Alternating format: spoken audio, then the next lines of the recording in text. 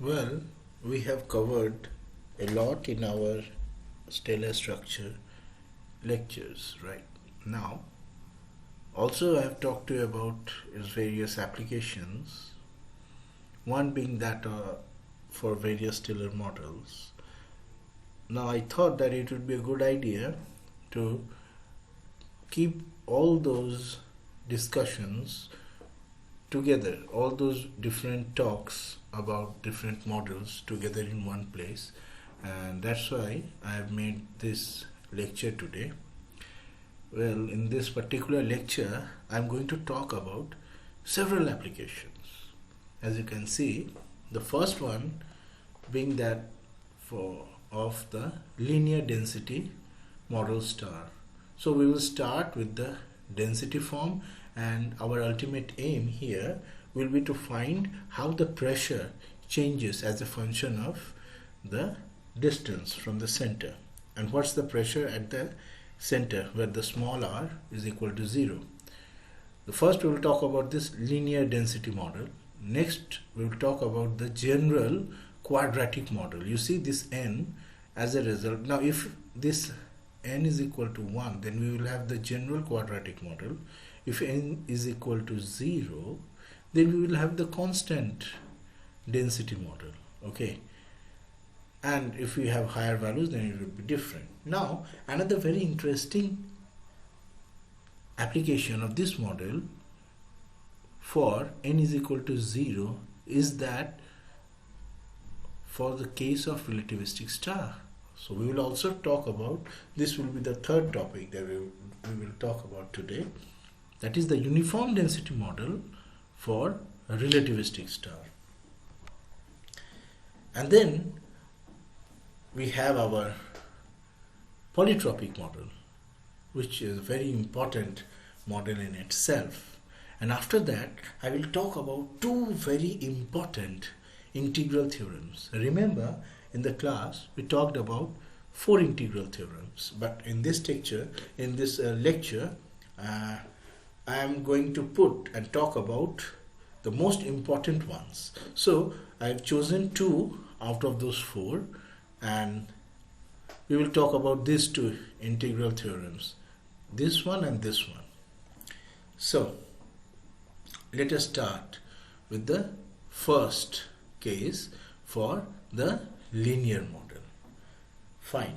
Now, what do we do? Where do we start? Now, the first thing is that we remember that the mass and density. Now, let me write down the mass. Well, this is how we evaluate mass given the density expression, and we have put here the value of rho r, and then after doing the integration from the center to the outermost layer, remembering that the star has radius capital R and the entire mass of the star is capital M, and we get this result. And so from this particular result, we can express rho c, the central density, as a function of mass and radius. Now if we use this in this linear density model first expression, then we will get rho r. So here we have replaced the rho c and we are just getting this form. Now this is the same as the integral for our previous part, but integrating to some radius small r less than capital R. Now what we are talking about right now? We are going to talk about the mass at a particular distance. What is the enclosed mass here for this here? What is the enclosed mass within a particular distance from the center, say r? Mass within a zone of radius small r, and for that the scenario is the same. This is what we're talking about. The integral is the same, but like the previous one here, but here the capital R will be replaced by the small r, and if we do that, we get this result. Here we have used the r prime to avoid confusion, and we get this result. Now if we substitute in this expression for rho c from part A, then we get this result for mr. This means this one. Now the next thing is that we will substitute both this small mr and dmr, which we can obtain from here. And what we are going to do, we are going to get an expression. That means we are going to find an expression for the gravitational potential energy. And why we are interested all of a sudden, I will show it to you in just a few minutes. Well, so using the definition for the gravitational potential energy and redefining using this variable x, we can do this integration, and as a result, it is quite straightforward, you can do it yourself. We will get the gravitational potential energy to be this term. Now you might think, what is so special about this? This is just any number. No, you will just see the importance of this number very soon. Okay, the next thing what we are going to do is we are now going to use the hydrostatic equilibrium. So you see the hydrostatic equilibrium, which requires this thing, and if we put this particular expression, if we put the various values of rho and mr over here and then again do the integration,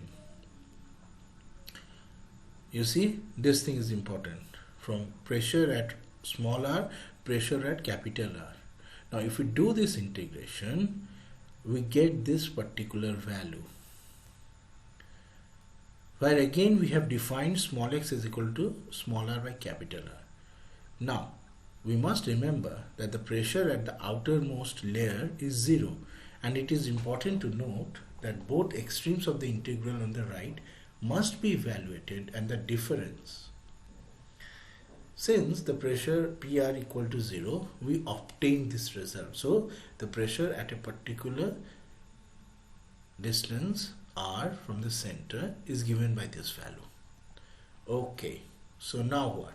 Now we are going to evaluate the internal energy per unit mass, which is given by this expression, 3 by 2 p by rho. So using this, the total internal energy we can evaluate. So we just use the previous this expression over here, and after evaluating we get this result.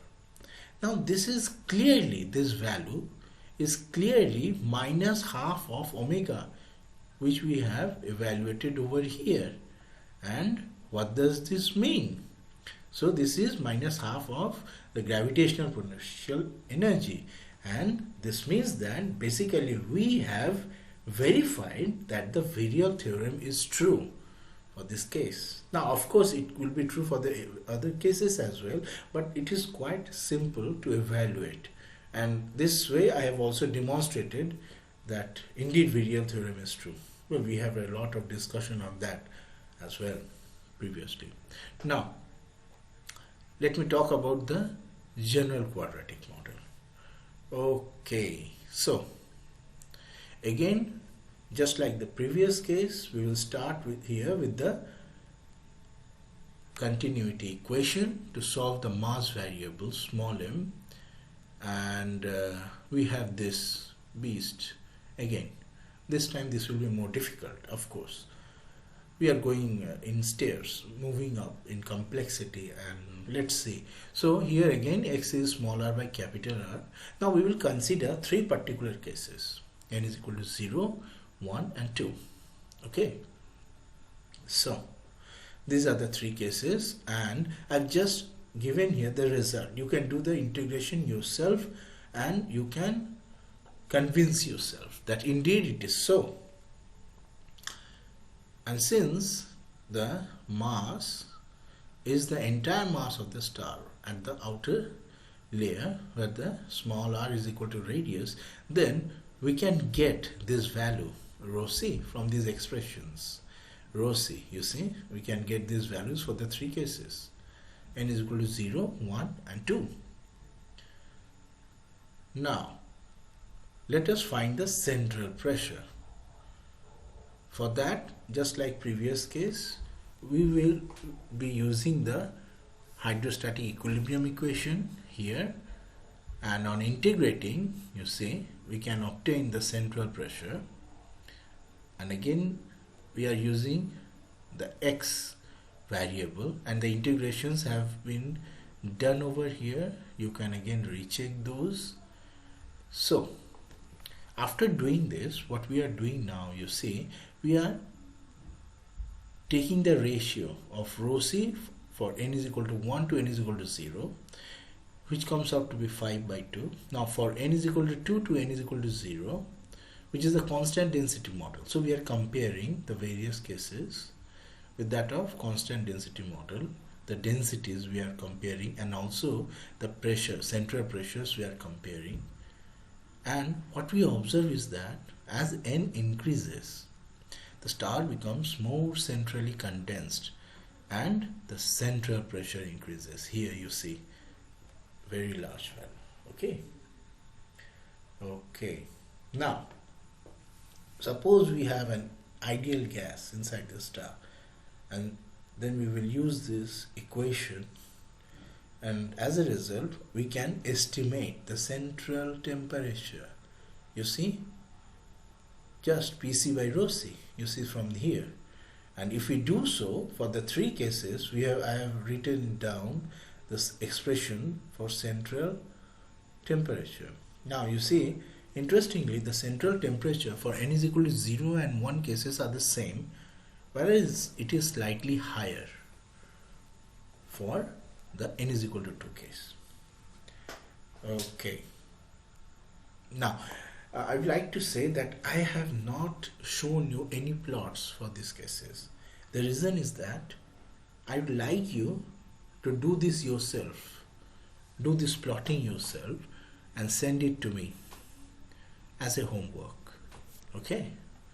Now, okay, so this is our third case, which is the uniform density star, which is a relativistic star. So in this case, we will start with the relativistic hydrostatic equilibrium equation, which is the Tolman-Oppenheimer-Volkoff equation, this one.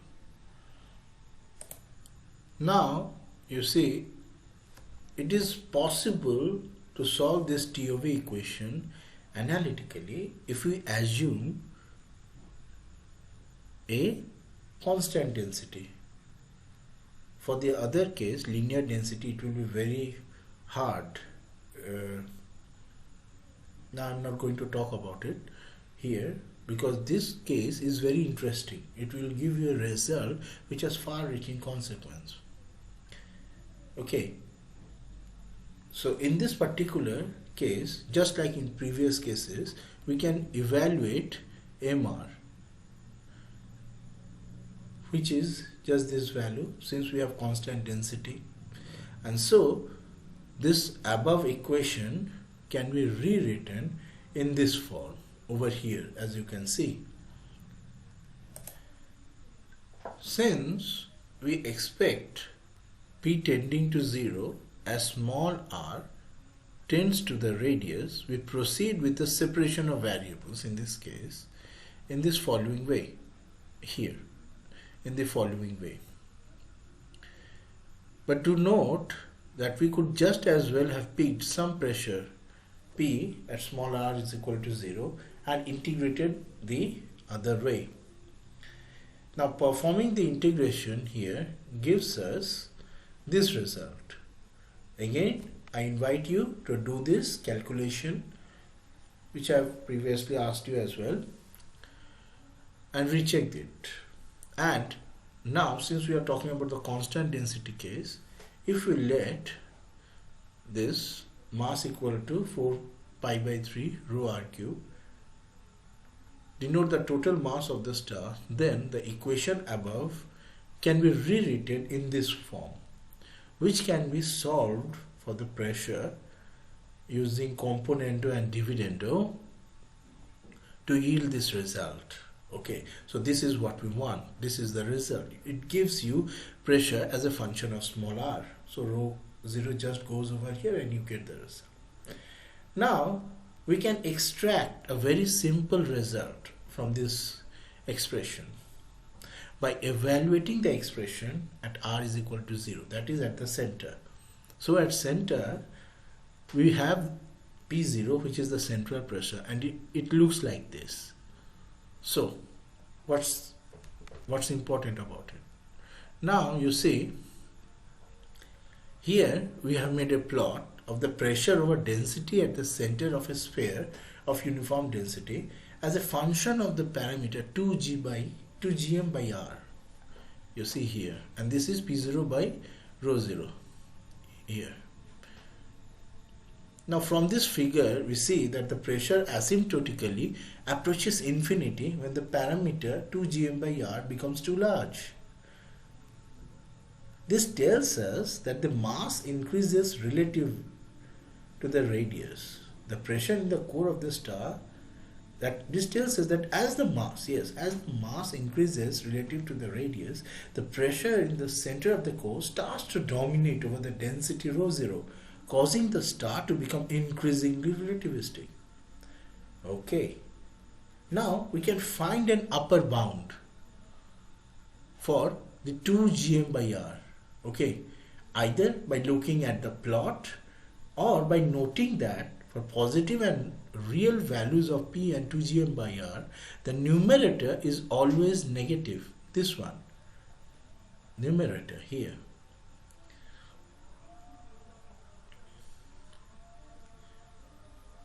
So we must demand that the denominator also must be negative.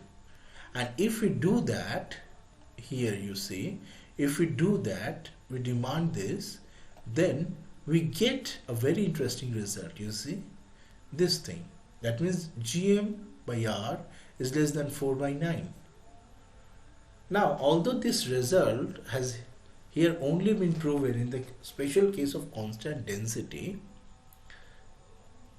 it can be shown to be true for all stars in a very general way, assuming a non-singular metric and a monotonically decreasing pressure. Monotonically decreasing pressure. Okay. Now very interesting thing again is that given this bound of this equation and the relationship between m and r using the constant density, we can find an upper bound for the radius as well, you see, and similarly for the mass. For the case of a star of uniform density, a relativistic star, note that in both cases we see that a greater density implies a smaller star, and that a star of this type cannot grow arbitrarily large. Using our newfound knowledge of this upper limit, we can pick some reasonable values of 2gm by r and plot 78, the previous, you see, this one, the important pressure expression. We can plot this as a function of small r by r or the variable x. Again, we clearly see that as this approaches 8 by 9, the pressure drastically increases. Furthermore, we see that in this model, the pressure follows a pattern of being nearly level near the core before decreasing in an approximately linear fashion as the radius increases. Okay, so now after the first three very interesting models, the fourth model that we are going to talk about is the polytropic model. Now before we start, I have just shown here the 4 static stellar structure equations. You see this 1, 2, 3 and 4 equations along with the auxiliary equations for this equation of state, the opacity and the energy generation using nuclear reaction. this temperature dependence, the density and all that.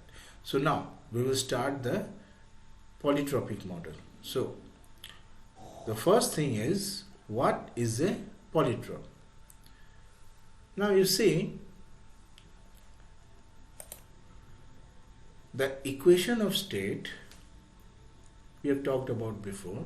You see this one here. The equation of state in general can be a function of density.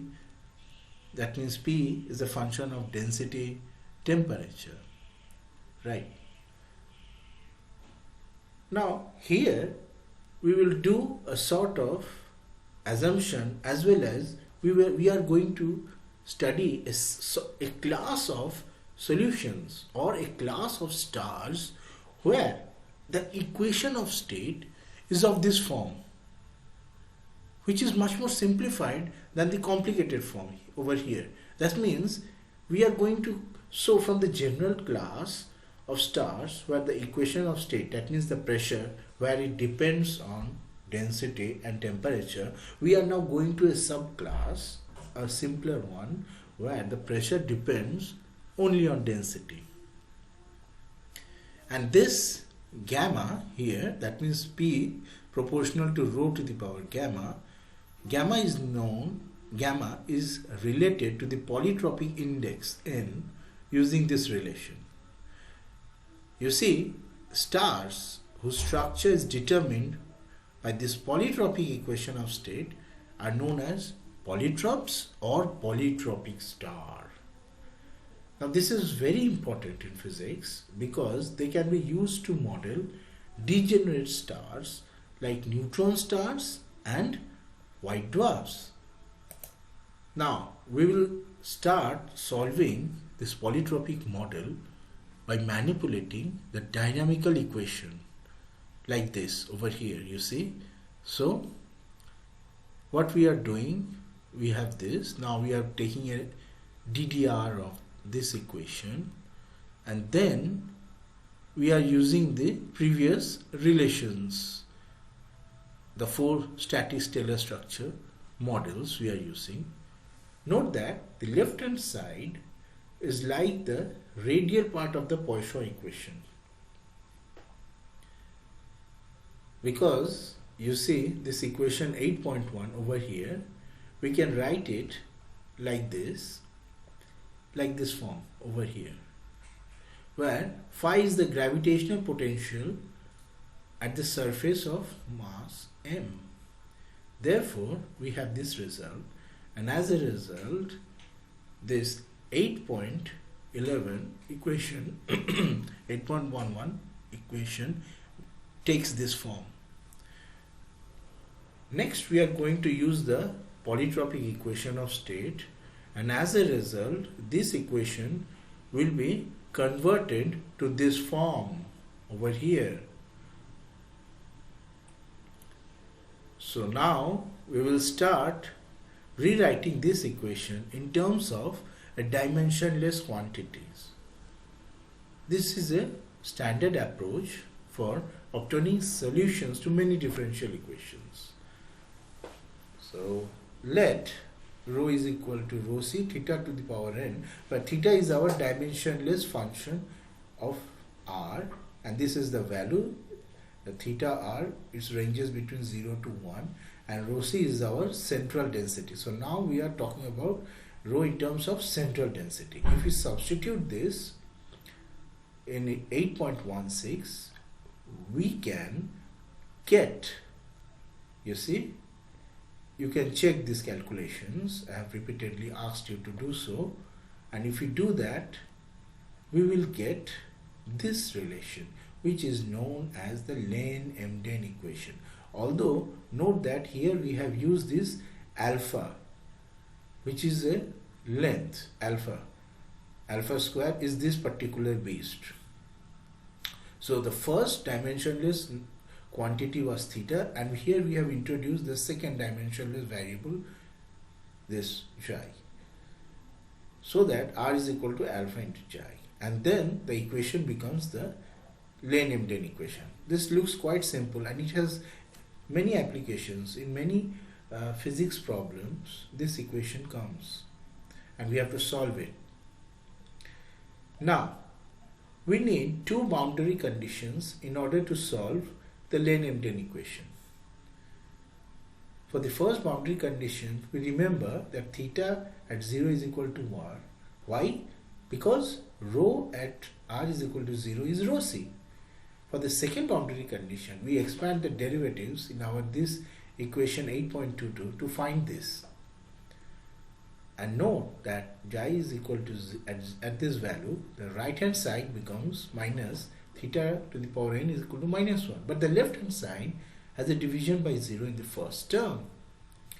Either we force this d2 theta di square to be equally unidentified but with opposite sign, which is quite unphysical, or we require this to be 0 at xi is equal to 0. And this gives our second boundary condition. Therefore, our two boundary conditions are this and this. Note that since the density cannot be negative, we define the first 0 of theta xi to correspond to the radius of the star here. Now, let us find the relation between the average and central densities. Okay. Now, so in order to relate the solution of the Lane-Emden equation to the total mass, now this exercise we have done before, right? In our linear density and quadratic general model, we have done this. And if we do so, noting this value of capital R, this expression, then we will get an expression for the mass m, as a result of which we can find the relation between the average density here and the central density rho c, which is just the number dn, where dn is this beast. Now you will say, okay, so we have got this. What's more? That's the interesting part which is coming. The interesting part is coming. Okay, and that is the mass radius relation. Now you see, if we eliminate the central density in these equations, then we can get this sort of relation over here. And as a result, the right hand side, you see this right hand side has a constant numerical value that depends only on the polytropic index. And as a result, we get this relationship for polytropic star, this mass radius relationship. Now I have shown the steps for the derivation for this relation over here. You can do this by yourself again and recheck. I have done this, and as a result we get this relationship between mass and radius. This is another way in which it is written, where this alpha and Rn terms have been defined here, Mn and Rn, and this is the relationship, the general relationship which we have.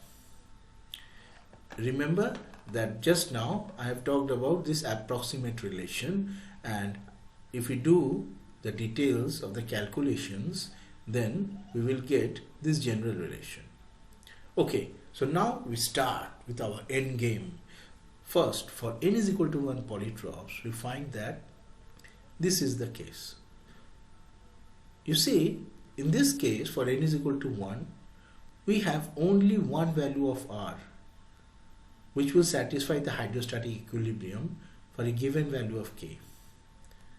And note that the equation of state for n is equal to 1 is this. Okay.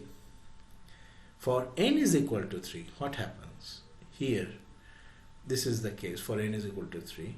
And again, there is only one possible mass that will satisfy the hydrostatic equilibrium for a given K. For n is equal to 3, you see the equation of state as gamma is equal to 4 by 3, and it basically describes a fully relativistic degenerate gas. And as a result, a fully relativistic degenerate gas defines a limiting mass for an equation of state given by K. In case of non-relativistic degenerate gas, well, we have worked it out in our class previously. We have this relationship so that n is equal to 1.5. The Lane-Emden equation cannot be solved analytically for this value of n, but we can determine the mass radius relation, and it comes out like this. This means the radius decreases with increasing mass, and so the density increases as the square of the mass. Now remember that the Fermi energy increases with density. Here the relation I have written. So we see that the electrons will eventually become relativistic and the equation of state will smoothly change over this value with increasing mass, which is a polytrope with n is equal to 3. That we have just talked about right now. Now, this will be the maximum mass allowed for a star to be supported by degenerate electron pressure.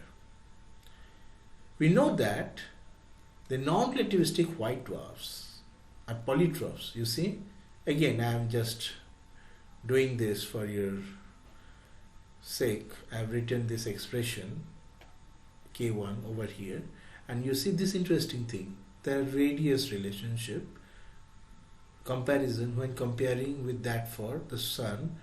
What we observe is that when a star like our sun becomes a white dwarf, it will have about the same radius as that of the earth, approximately 6,000 km, and a density of 10 to the power 9 kg per meter cube. But as the mass increases, the radius decreases and the density rises, eventually entering the relativistic regime. Well, we do know this, right? As the particles get squeezed into smaller and smaller volumes, the uncertainty principle implies that the velocities are larger and larger. And then what happens is that we have this equation of state. And so we have this mass. Now numerical solutions for n is equal to 3 polytrope give this value of m3 2.02, and if we use that over here, we get this value of 5.83 solar mass divided by mu e. What is mu e? Well, you know, right? The mean molecular mass, and this is the expression. Well, I did give you an homework previously to derive this, and I have also received your solutions for this. Many of you have worked this out. Now, what we observe here is that this is important because this is related to our Chandrasekhar mass, right? How?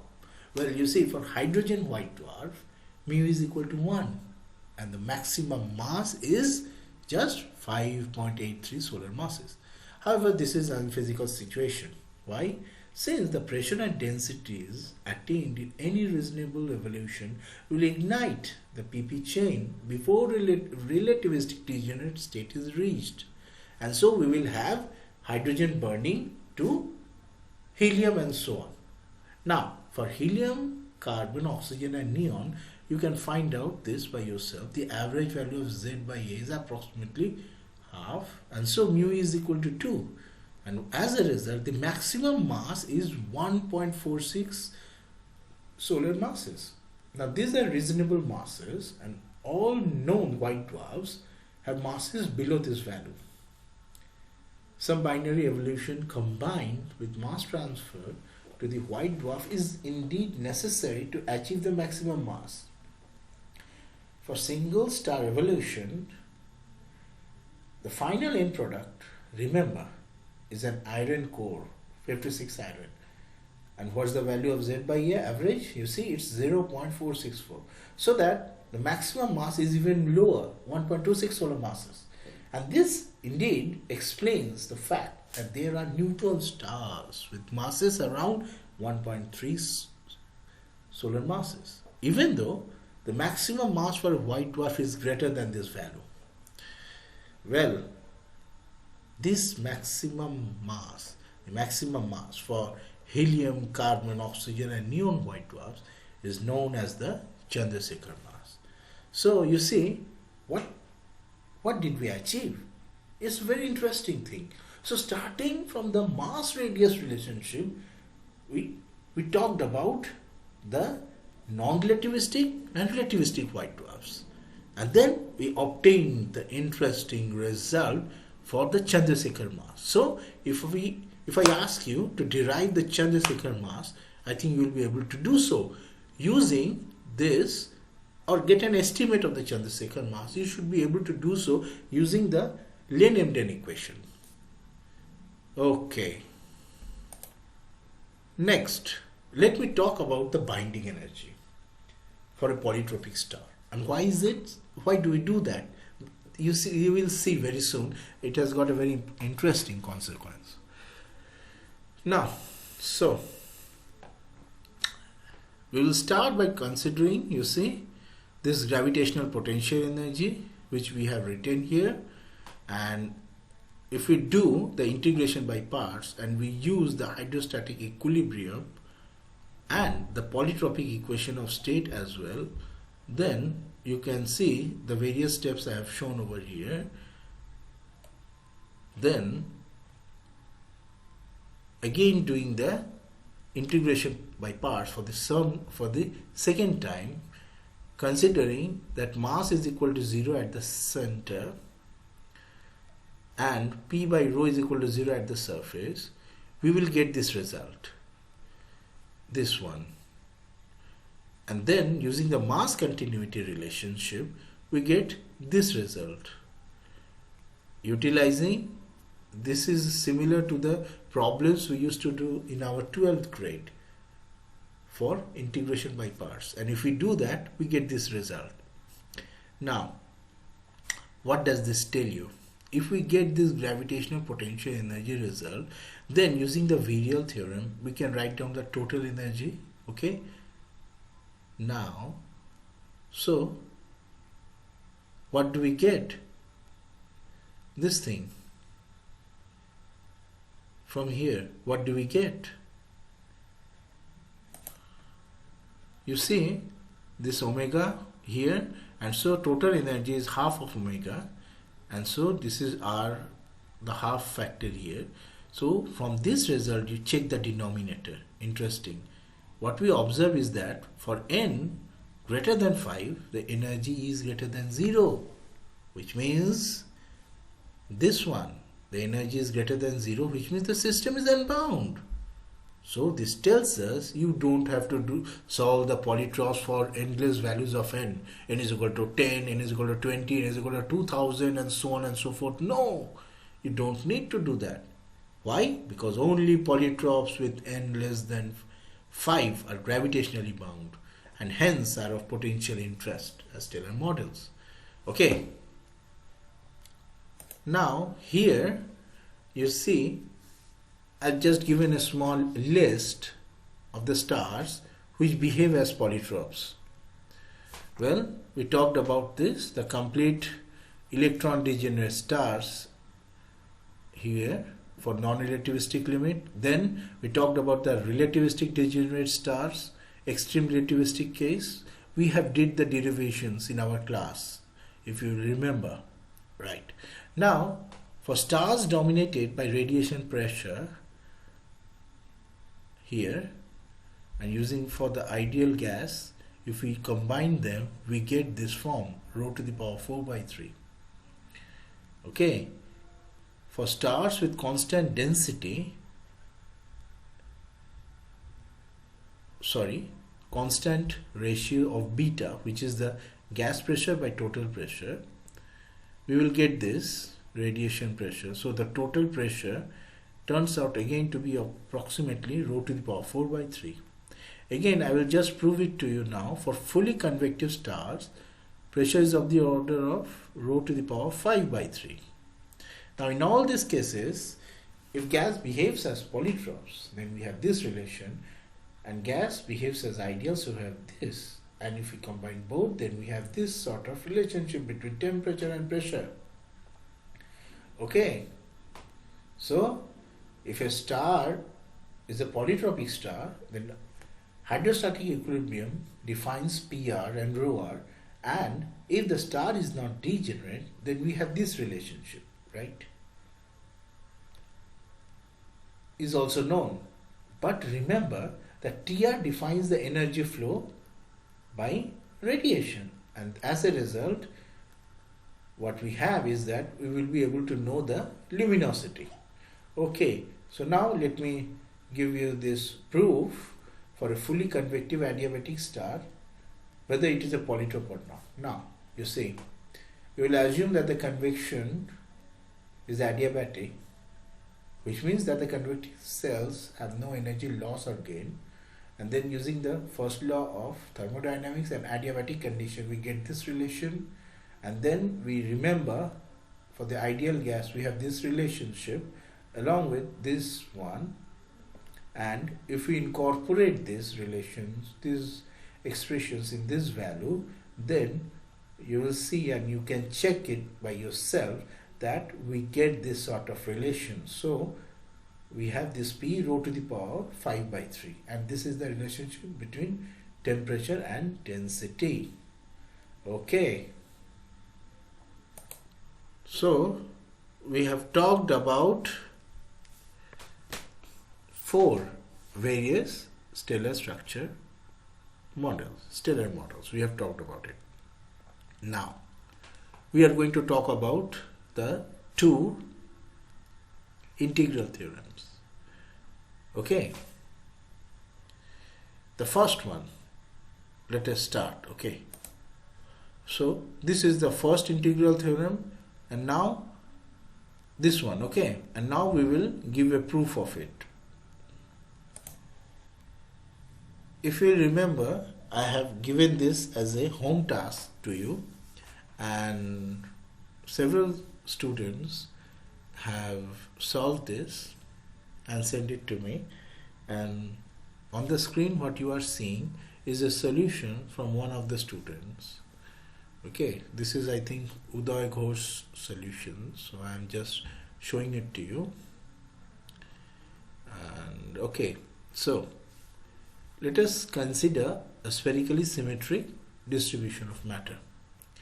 Then you see this with the radius vector, small r, center for the configuration. Good, he has written it nicely. Now, since we have only considered spherically symmetric distribution of matter, so we'll have this relationship, of course, and note that our total pressure, density and other physical variables will all be a function of small r only. Good, Uday has nicely pointed it out, which I have discussed again in several occasions. Now, what about the mean density inside R? So you can write it like this, okay, where rho average is the mean density and capital M is the mass of the configuration and R is the radius, surface, at the surface, yes. Now, if P is the total pressure, then for equilibrium we can use this equation and consider the gaseous star. Again, we will using the sum for both gaseous kinetic pressure and radiation pressure, and so this is what we have. This is the prerequisite, and this is the integral theorem, which is for any equilibrium configuration in which rho r does not increase outward. This is important. Then we have to show that this is so. So what we are going to do, so these are the prerequisites. You need these relationships for showing this result. So using 1 and 5, we can convert to dPdr, and we will get from equation 7, we get this result where Pc is the central pressure. Now, using the definition of the mean density rho average, we have this relation, and if we put it upward over here, then we get this relationship over here, you see. Now, since we have already taught that rho r does not increase outward, so we can rewrite equation 10, this one, as this form over here, you see. And so this gives us the first limit. Again, from equation 10, using our hypothesis, you see we get the first limit overall after doing this integration. Yeah. Now combining 12 and 14, we get this sort of relationship.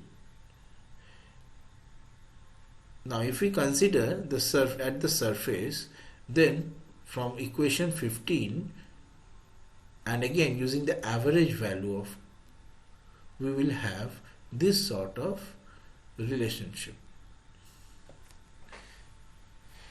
Okay, so this is a quite straightforward derivation. You can do this and check yourself. Regarding the second integral theorem, and the second integral theorem is basically this one. You see, the ratio 1 minus beta c of radiation pressure to the total pressure at the center of a wholly gaseous configuration in equilibrium, in which rho r, again similar to the previous case, does not increase outward, satisfy the inequality, where this beta star satisfies the quadratic equation. Now this integral theorem is quite related to the Eddington model. Okay, now again mu c here is the mean molecular weight at the center. So what we are going to do, we have just used the expression for pressure previously. Again, remember that according to this equation 6, or from 6 we get this pressure P. Now we are going to define the 1 minus beta using this, similar to that for Eddington model, and using this equation, and if we equate to the pressure, we get this form of the temperature. So after some manipulation, we get this form of pressure, this equation over here, and then at the center of the configuration, we see we can estimate the central pressure. Just put rho c, central density, over here, and you get the central pressure. Now from equation 16, previous one, we get this lower limit.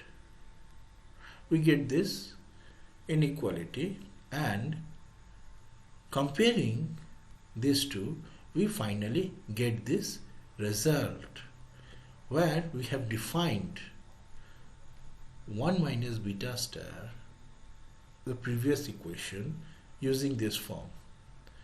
But note that this 1 minus beta by beta to the power 4 is a monotonic increasing function of 1 minus beta. So we must have this relation, and this gives us the proof, or this integral theorem. So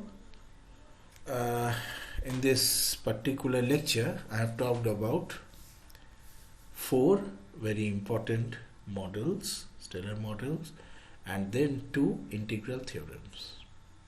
You can find the derivation for this integral theorem. Maybe you have found it quite difficult to follow because of the way it is written, but I will ask you to check it for yourself. It is quite straightforward, and the second integral theorem is quite related to the Eddington model, which we have discussed in our class. Fine.